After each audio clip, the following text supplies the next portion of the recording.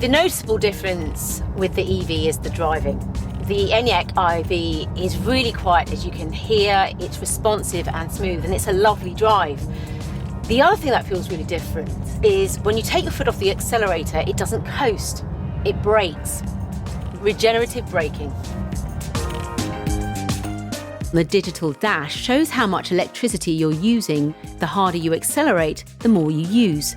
It shows the kinetic energy being generated when you slow down too. Energy which is being recovered back into your battery, and in doing so, maximising your range. Think of when you brake in a petrol or diesel car. The brake pads rub against the discs to stop the vehicle. This generates heat which dissipates into the air. But with vehicles like the ENIAC IV, regenerative braking uses this energy. When you release the accelerator, instead of using the front brake discs, the car is braked by the electric motor. It acts like a generator, recovering energy, giving you more range and reducing wear.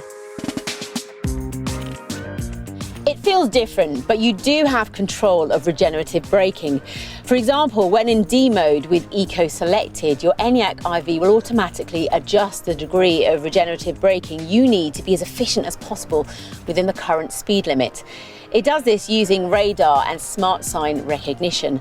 And if that's not clever enough, it'll also increase regenerative braking force as the battery's power diminishes, again maximising the energy recovered. To set your ENIAC IV to optimised automatic regenerative braking, you need to be in D mode with the car's Eco Assistant switched on. These modes are selected via the infotainment system. Select Vehicle, then Settings. You'll know D mode is on because you'll see a D appear on the dash display. There are a couple of other modes too.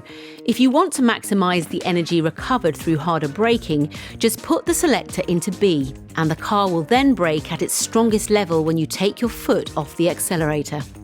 On the ENIAC IV80 and above are these paddles just under the steering wheel. When the car is in D mode, these paddles provide extra control.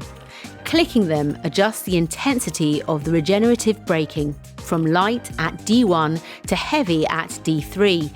If no regenerative braking level is selected, DO, your ENIAC IV will simply coast when you take your foot off the accelerator.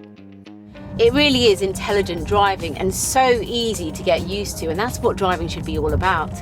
You're getting the most out of your journey whilst at the same time having the least amount of impact on the environment.